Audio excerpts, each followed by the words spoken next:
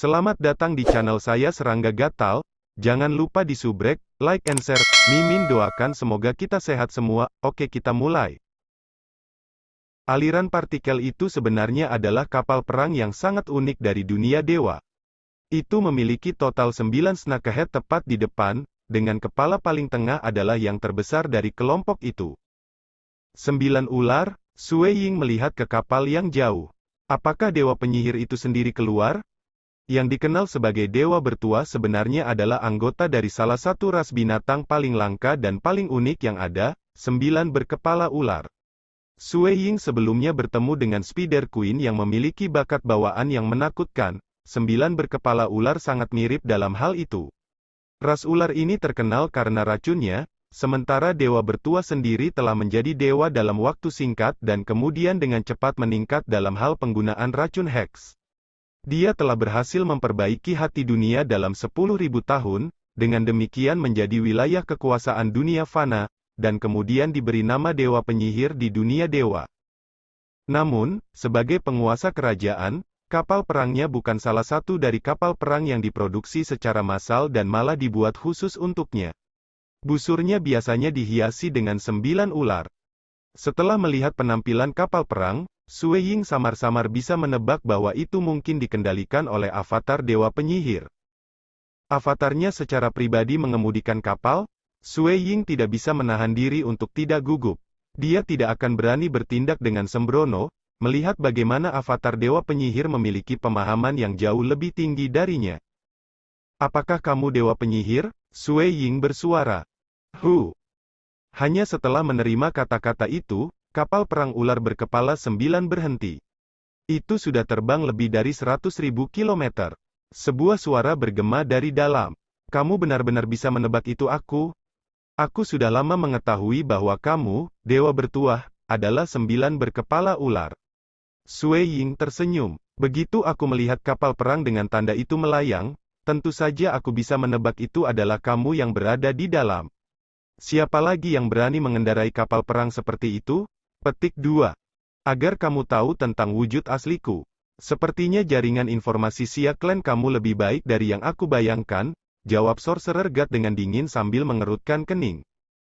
Sue Ying tidak repot-repot menjelaskan bahwa dia sebenarnya menerima sedikit informasi ini dari dua seniornya di Crimson Rock Mountain.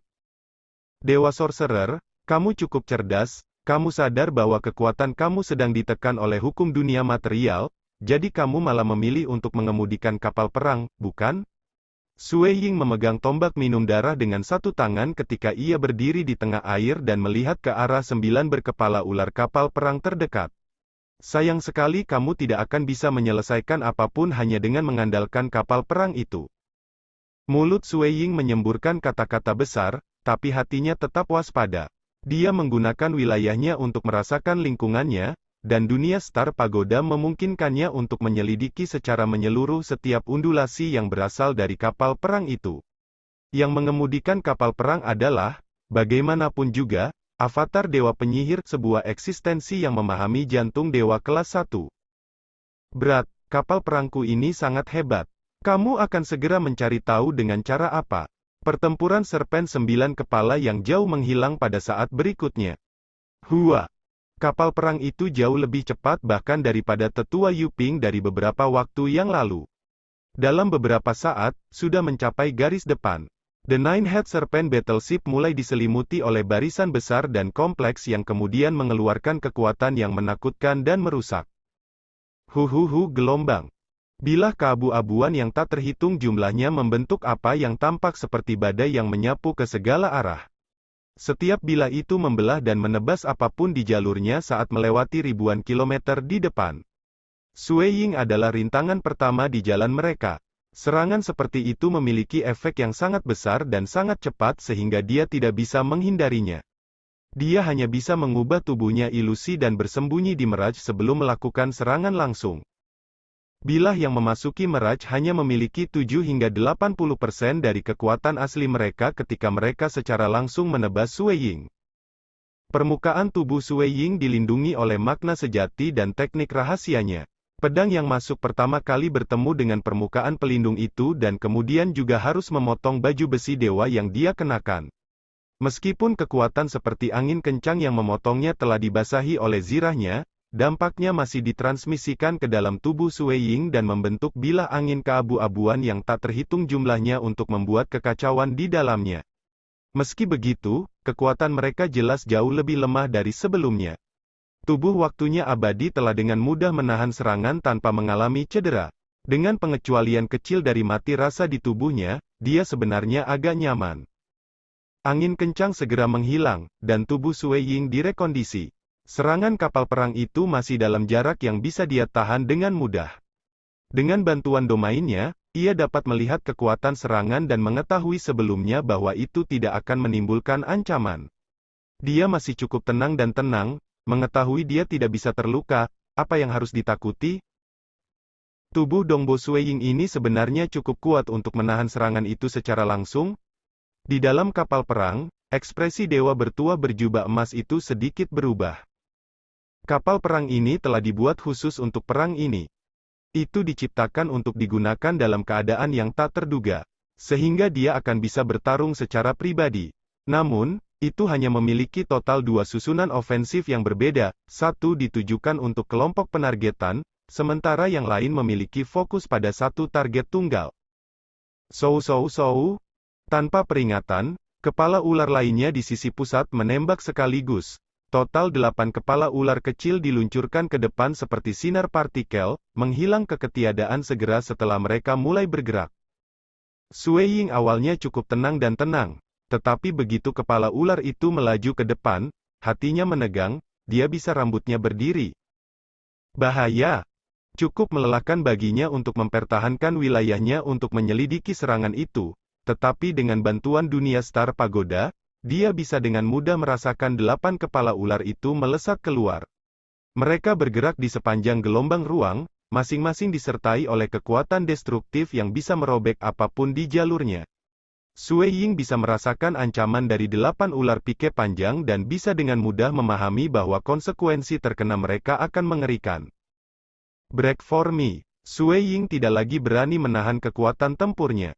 The Great Chaotic True Force mulai menutupi seluruh tubuhnya dan kemudian ditransmisikan ke dalam tombak minum darah. Dia menggunakan salah satu teknik tombaknya untuk menangkis serangan yang masuk. Peng! Tombak hitam menyapu kepala ular seperti tombak itu, dan ketika mereka bentrok, tombak itu segera dikirim terbang mundur. Meskipun menangkal serangan itu, Sui Ying masih bisa merasakan beberapa helai terowongan energi yang menyeramkan ke tubuhnya. Tetapi bersama dengan pelindung sejati dan pelindungnya, tubuh Time Immemorial dengan aman bisa mengabaikan serangan itu. Peng, masing-masing tombak itu memiliki kekuatan di puncak alam dewa. Tombak Sui Ying tidak dapat diprediksi saat ia menangkis semua kepala ular yang masuk dari tengah penerbangan. Orang hanya bisa melihat 8 kepala ular seperti tombak itu berputar-putar di udara sebentar sebelum segera kembali ke kapal perang yang jauh. Mengutuk. Di dalam kapal perang, dewa bertuah berjubah emas menggertakkan giginya. Dia benar-benar waspada. Ini adalah satu-satunya 2 metode ofensif kapal perang. Satu bagus melawan kelompok, sementara yang lain menargetkan satu orang. Secara alami, dia jauh lebih percaya diri dalam serangan tombak. Strateginya adalah untuk pertama-tama menyapu secara ceroboh, sehingga menurunkan kewaspadaan Sui Ying sebelum menindaklanjuti dengan serangan tombak ular. Jika Sui Ying berani menggunakan tubuhnya untuk secara langsung memblokir serangan itu, dia pasti akan kalah. Sayangnya, Sui Ying telah meneliti penindasan chaotic di dalam Crimson Dust Island di bawah akselerasi waktu 100 kali normal tepatnya karena dia menganggapnya sebagai kesempatan terbesar untuk mendapatkan kemenangan. Wajar jika dia akan mencurahkan seluruh energi mentalnya pada keterampilan rahasia ini. Itulah mengapa serangan terkuat Sui Ying saat ini adalah Star Meteor Annihilation dan Chaotic Suppression, 2 dari keterampilan rahasia teknik tombaknya. Sementara Star Meteor Annihilation adalah keterampilan rahasia yang terbentuk dari perpaduan 2 makna sejati, penindasan Chaotic bukan bagian dari misteri mendalam yang dipahami Sui Ying setelah mempelajari kekuatan benar Chaotic besar. Dia telah memperbaikinya menjadi gerakan pembunuhan yang berfokus pada kekuatan ofensif absolut setelah beberapa ratus tahun penelitian. Setelah menghabiskan waktu yang lama untuk meneliti aspek ini, Sue Ying bisa merasakan bahwa serangan tombak ular mirip dengan lubang kekacauan. Tanpa pengetahuan itu, dia mungkin tidak bisa membedakan ancaman sebenarnya dari serangan itu. Tapi dia jelas mengerti satu hal. Langkah ini menyeramkan. Sangat beruntung bahwa serangan kapal perang itu cukup sederhana. Kepala ular itu tidak berubah setelah terbang keluar, yang membuatku punya waktu untuk menangkisnya. Sue Ying menghela nafas dalam hati. Jika mereka berada dalam jarak dekat, serangan itu mungkin telah mengalami sejumlah besar perubahan yang pada gilirannya akan membuat lebih sulit untuk diblokir. Meskipun kekuatan yang dikeluarkan oleh serangan kapal perang itu luar biasa, semuanya harus berjalan sesuai dengan parameter asli Arai, jadi itu jauh lebih mudah baginya untuk menangkisnya. Dewa Sorcerer berjubah emas sangat tidak direkonsiliasi, tetapi tidak ada yang bisa dia lakukan. Dengan Dewa Hati kelas 1, kerajaannya memang tinggi. Tetapi dua susunan ofensif kapal perang itu terlalu sederhana. Pada saat yang sama, mereka bisa 100 kali lebih kompleks, dan dia masih bisa dengan mudah mengendalikan mereka.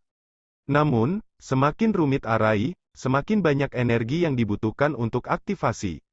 Kapal perang ini menggunakan kristal dewa untuk operasi, dan susunan yang lebih kuat kemungkinan besar akan membutuhkan energi dewa dunia untuk beroperasi. Sebagai avatar belaka, dia sama sekali tidak memiliki cara untuk memanfaatkan energi dewa dunianya. Jika Siaklen Transcendence merasa susunan kapal perang dunia dewa terlalu kompleks, Dewa Penyihir, sebagai dewa dunia, bukannya menemukan mereka terlalu sederhana dan kurang berkuasa. Melihat ke atas kapal dengan hati-hati, Sue Ying bisa mengamati seorang pria berjubah emas berjalan keluar melalui pintu kabin. Sosok yang terlihat sangat tirani, meskipun matanya samar-samar dipenuhi dengan niat membunuh. Dengan lambaian tangannya, dia menyimpan kapal perang ular 9 kepala. Pria berjubah emas ini menatap Sue Ying. Aku punya perasaan bahwa mungkin sulit untuk membunuhmu menggunakan susunan tetap kapal perang itu. Tampaknya aku harus bertindak secara pribadi pada akhirnya. Dewa bertuah. Sue Ying tersenyum di luar, tapi niat membunuh di hatinya memancar keluar. Orang di hadapannya ini adalah dewa bertuah, yang racunnya menyebabkan dia menderita selama 100 tahun. Tidak hanya itu, dia sekarang datang untuk mengancam seluruh klan Xia dengan kepunahan. Tentu saja, itu hanya avatar dewa turun di sana pada hari itu. Kamu seharusnya cukup bangga karena membuatku menghabiskan begitu banyak energi hanya untuk membunuhmu. Dewa bertua berjubah emas dengan santai melayang di udara. Sosoknya agak buram, seolah-olah dia ada di dimensi ruang ini tetapi pada saat yang sama tidak. Kamu, sendiri, Sue Ying mencibir. Kanan, hanya aku. Dewa bertua berjubah emas itu mengangguk. Nada bicaramu cukup arogan, tidak repot-repot membuang-buang kata-kata lagi. Sue Ying bergerak sekaligus, tombak peminum darahnya menebas tanpa peringatan. Hong gelombang. Gagang tombak agak bengkok, dan di sekelilingnya ada gambar bintang gelap besar yang perlahan berputar. Penindasan caotiknya sekali lagi digunakan, yang bahkan menyebabkan ruang di daerah itu hancur. Di mana-mana itu berlalu, semuanya dihancurkan sampai mendidih 10.000 meter atau lebih saat itu meretas ke arah Dewa Penyihir di depannya. Sue Ying sengaja memilih untuk menyerang daerah yang sangat besar. Lagi pula, itu hanya perlu menyentuh Dewa Penyihir berjubah emas, yang kekuatannya terbatas pada demigod, untuk membunuhnya dalam beberapa saat. Sebenarnya, dunia pagoda bintang juga memanipulasi kekuatan langit dan bumi untuk menyerang Dewa Penyihir, tetapi dia hanya berdiri di sana dalam kondisi keberadaan yang sesaat itu. Kekuatan surga dan bumi tidak dapat melakukan apapun untuk memengaruhinya. Sungguh kekuatan yang luar biasa. Dewa Penyihir berjubah emas mengerutkan kening. Dia tidak keberatan bersaing dalam teknik atau pemahaman tentang alam dengan Sue Ying. Di matanya, teknik tombak tingkat itu tampak seperti anak-anak bermain rumah. Tetapi jika dia mengandalkan kekuatannya yang menakutkan, kepala sang penyihir mulai terasa sakit. Dewa sihir itu dengan dingin mendengus dan kemudian melangkah maju. Hua! Keseluruhan lingkungannya mulai menjadi tidak jelas. Waktu dan ruang mulai kabur, dan bahkan energi surga dan bumi di depannya menjadi buram. Baik itu bayangan atau mirage, semua menjadi kacau dan terdistorsi. Sepertinya setiap makhluk hidup antara langit dan bumi tidak lagi memiliki bentuk yang jelas, sementara Dewa Penyihir berjubah emas tetap menjadi satu-satunya makhluk yang tidak terpengaruh. Saat dia berjalan, tombak Sueying berputar ke arahnya, tapi itu sepertinya ada di pesawat yang berbeda. Tombak itu dengan cepat menyapu dirinya, kekuatannya masih tidak jelas, tetapi ia tetap nyata dan sejernih sebelumnya. Ini. Sueying menemukan perasaan ini sangat tidak nyaman. Rasanya seolah-olah semua yang dia pahami adalah lelucon. Waktu, ruang, meraj, gravitasi, energi langit dan bumi. Semua yang biasanya dapat ia rasakan adalah, di depan dewa bertuah yang berjubah emas, tampak buram dan tidak efektif. Itu membuatnya merasa seolah-olah semua yang telah dengan susah payah ia pahami, sia-sia. Tidak, ini hanya ilusi. Tidak peduli seberapa kuat perasaan yang ia keluarkan tampaknya, ia masih terbatas pada kekuatan seorang demigod. Selama satu saja teknik tombak aku menyentuh dia bahkan oleh seutas helai, dia akan mati. Sueying mencoba yang terbaik untuk membujuk dirinya sendiri. Bahkan saat itu, semua yang mampu dia rasakan, hingga ke tubuhnya sendiri, semua tampak menjadi buram. Bahkan telinganya tidak dapat mendengar suara. Mati. Satu-satunya makhluk hidup yang nyata dan berbeda antara langit dan bumi, Dewa Penyihir berjubah emas, telah tiba di depannya dan menamparkan ke arahnya dengan telapak tangannya. Itu kurus dan layu, tapi itu bisa langsung mengabaikan baju besi dewa dan langsung menembus ke bagian dalam tubuh Sueying. Hong! Serangan mengerikan meletus dari dalam tubuh Sueying sementara dewa bertuah berjubah emas berhenti dan kemudian dengan cepat mundur. Sueying bisa merasakan pusaran aneh di dalam tubuhnya yang seolah-olah akan memutar, menghancurkan, dan kemudian dengan mudah menghancurkan apapun. Namun, pusaran itu menderita penindasan yang bahkan lebih mengerikan dari hukum, yaitu, hukum seluruh dunia material.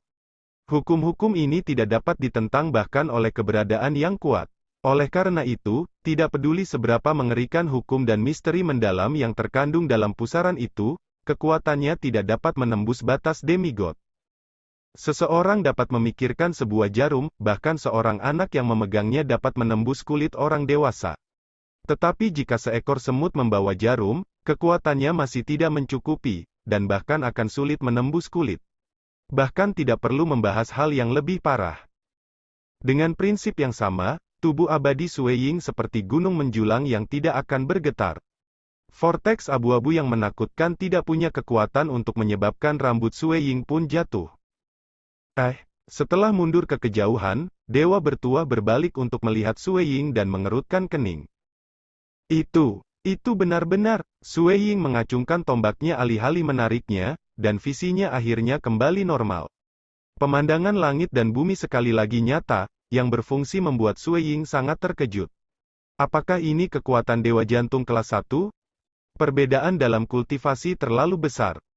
Pelanggaran dan pertahanannya jelas lebih kuat daripada lawannya, tetapi dia bahkan tidak bisa menyentuh bayangannya. Beberapa saat yang lalu, ketika dia melawan sang transenden dengan hati dewa kelas 2, dia tidak menemukan perbedaannya begitu besar dan bahkan bisa menang. Namun, di depan hati dewa kelas 1, dia tampak seperti lelucon. Ayo kita coba lagi. Dewa bertuah berjubah emas tidak berdamai. Hong. Kali ini, semua yang ada di antara langit dan bumi tetap terasa sangat nyata. Tetapi Dewa Penyihir berjubah emas menjadi sangat kabur. Dia tampak seperti berada di atas dunia. Siu. Sosok buram berubah menjadi sinar cahaya yang Sueying tidak bisa lagi mendeteksi dengan mata T3L4NJ4 nanogram. Hanya ketika menyelidiki dunia Star Pagoda dia menemukan bahwa Dewa bertuah berjubah emas telah tiba di depannya dalam sekejap. Sueying menggunakan keterampilan tombaknya yang paling berorientasi pada kekuatan, penindasan caotik, sekali lagi, dan sekelilingnya mulai segera hancur. Dewa Penyihir sekali lagi dengan mudah mengebor ke dalam tubuh Sueying dan dengan ringan mengetuk bagian dalam tubuhnya. Dalam beberapa saat, sosoknya yang kabur kemudian sudah melarikan diri lebih dari 10.000 meter jauhnya. Apa? Sueying dengan mudah menemukan bahwa, di dalam tubuhnya, titik jarum menusuk ke dalam hatinya dan ingin menusuknya. Jarum mungil itu berisi hukum dan misteri mendalam yang lebih tak berujung, yang mewakili logika langit dan bumi. Meski begitu, tetap saja gagal menembus dan menghilang. Dewa Sorcerer berjubah emas sangat marah sehingga dia menggertakkan giginya. Aku telah berkultivasi selama bertahun-tahun untuk memahami hati Dewa kelas 1, dan aku benar-benar terasah dalam hukum inti langit dan bumi yang paling alami. Transenden kecil seharusnya tidak lebih dari seekor semut di hadapanku, tetapi hukum-hukum dunia material terkutuk ini dengan keras menekan kekuatanku ke alam demigod. Pada saat yang sama, tubuh Sui Ying sangat kuat, dan aku sepertinya tidak bisa mengguncangnya sama sekali. Jika kultivasi seseorang terlalu rendah, memaksa mereka untuk hanya mengandalkan kekuatan murni dan kekuatan, mereka akan menemukan diri mereka dalam situasi seperti Sui Ying, dia tidak bisa menyentuh musuhnya. Sebaliknya, jika seseorang kekurangan kekuatan dan hanya memiliki kultivasi yang tinggi, mereka akan menjadi seperti dewa bertuah, yang juga tidak berdaya di hadapan Sui Ying. Tentu saja, dalam keadaan biasa, kultivasi yang tinggi akan menyebabkan hukum dan misteri mendalam menarik keluar kekuatan langit dan bumi. Oleh karena itu masuk akal untuk mengatakan bahwa mereka dengan budidaya tinggi juga sangat kuat. Tetapi dunia material memiliki hukumnya sendiri untuk melindungi manusia. Untuk satu, dewa tidak mampu memasuki dengan paksa, dan bahkan dewa dunia atau keberadaan yang kuat harus turun melalui dewa yang terbatas pada kekuatan seorang demigod. Sedikit kekuatan ini sudah cukup untuk berurusan dengan transenden biasa dan bahkan lebih lemah, dewa yang baru naik. Tetapi sebelum puncak transenden seperti Sui Ying, segera terbukti tidak berguna. Kultivasi aku masih terlalu rendah. Dari hanya 2 gerakan pendek itu, Sui Ying sudah merasa terpancing ke dalam. Jika penindasan hukum dunia material tidak ada, aku khawatir aku akan mati karena satu gerakan baik dari dewa penyihir atau dewa iblis besar. Ini tidak akan dilakukan. Dewa penyihir merasa sangat sedih karena penindasan. Kekuatan yang bisa kulepaskan terlalu lemah, sepertinya aku masih harus bergantung pada racun Hex. Sui Ying ini menyerang secara ceroboh setiap saat, membuatnya bahkan meraj di sekitarnya hancur. Bahkan jika aku berubah menjadi kekacauan primal dan membosankan, masih ada bahaya di setiap sisi. Aku tidak bisa bertindak terlalu sering, aku kemungkinan besar akan terkena salah satu gerakannya cepat atau lambat. Setelah menjadi dewa dunia, aku telah berlatih di 2 jenis racun Hex yang paling hebat. Satu hanya dapat dilahirkan di dalam prajurit dewa yang dimurnikan dengan darah, sementara yang lain membutuhkan energi dewa dunia untuk mengendalikan. Dewa Sorcerer berjubah emas mengerutkan kening. Jalur racun Hex adalah di antara yang lebih luas dan aneh. Racun Hex yang lebih kuat juga akan memberi peluang lebih besar untuk bertahan hidup. Itu mirip dengan bagaimana pembuluh darah yang lebih kuat akan menyebabkan satu memiliki lebih sedikit keturunan. Langit dan bumi memiliki hukum mereka sendiri yang ditetapkan untuk memandu semua makhluk hidup secara alami. Itulah mengapa semakin kuat racun Hex, semakin sulit untuk dikendalikan. Dewa penyihir berjubah emas, yang tubuhnya terbatas pada ranah demigod, paling tidak bisa mengendalikan banyak racun Hex kelas dewa. Bagaimanapun, aku hanya harus mencobanya. Hanya karena dia bisa berurusan dengan 6 hantu kebencian bukan berarti dia bisa memecah racun Hex lain dengan mudah. Dia mengulurkan tangan kanannya, dan 3 warna samar-samar muncul di 3 jari yang berbeda. Salah satu dari jari-jari ini dibanjiri cahaya hijau, yang lain dengan gas hitam, dan kerutan-kerutan ungu memilin di sekitar jari terakhir. Kontrol dewa penyihir atas racun Hex jelas luar biasa. Berubah menjadi kekacauan yang mendasar dan melelahkan sedikit lebih berbahaya. Hasil mengembalikan semua makhluk hidup ke kehampaan tampaknya lebih baik. Dewa penyihir sekali lagi bergerak. Semua makhluk hidup antara langit dan bumi sekali lagi menjadi buram, bersama dengan semua hukum. Hanya dewa penyihir yang tetap nyata saat dia berjalan menuju Sui Ying. Sebagai tanggapan, Sui Ying mengertakkan giginya, mengabaikan perasaan segala sesuatu yang kabur, dan memotong tombak peminum darahnya keluar melalui kemauan yang kuat. Tentu saja, dia masih menggunakan penindasan caotiknya untuk dengan paksa menghancurkan segala sesuatu di jalannya. Satu-satunya masalah adalah bahwa semua yang dihancurkannya tampaknya juga menjadi becek dan tidak jelas. Dewa bertua berjubah emas segera tiba di depan Sui Ying, visinya tertuju pada mata yang terakhir. Untuk sesaat, keduanya saling menatap mata. Tangan kanan Sorcerer God yang berjubah emas kemudian menusukkannya ke dada Sui Ying, yang baju zirah dewa telah menjadi buram dan sesaat ke tempat itu tidak memberikan penghalang sama sekali. Keterampilan rahasia True Meaning pelindung Sui Ying juga benar-benar tidak dapat membelanya dengan cara apapun. Sorcerer God berjubah emas dengan cepat mundur setelahnya, dengan gugup melihat Sui Ying setelah membuat jarak. Segala sesuatu antara langit dan bumi kembali ke kenyataan, tetapi Sui Ying segera menyadari racun heks yang ada di dalam dirinya. Racun heks, dan 3 jenisnya. Kulit Sui Ying sedikit memucat. Itu harus berhasil, itu harus. Dewa bertua berjubah emas menunggu dengan cemas. Dia percaya bahwa, bahkan jika Dewa Iblis Besar juga bertindak dalam pertempuran itu, harapan mereka masih relatif tidak pasti. Sungguh, kekuatan yang terbatas pada ranah demigod terlalu rendah untuk berurusan dengan Sui Ying. Itu sebabnya harapannya untuk racun heks relatif tinggi. Jika racun heks juga gagal, Dewa Penyihir tidak lagi punya rencana tindakan lebih lanjut. Hanya beberapa detik kemudian. Sui Ying membuka mulutnya untuk meludahkan 3 aura racun heks, 1 hitam, 1 hijau, 1 ungu. Aliran partikel itu sebenarnya adalah kapal perang yang sangat unik dari dunia dewa. Itu. Sekian dulu update-annya, tunggu lanjutannya di channel saya Serangga Gatal, di subscribe ya guys. Terima kasih.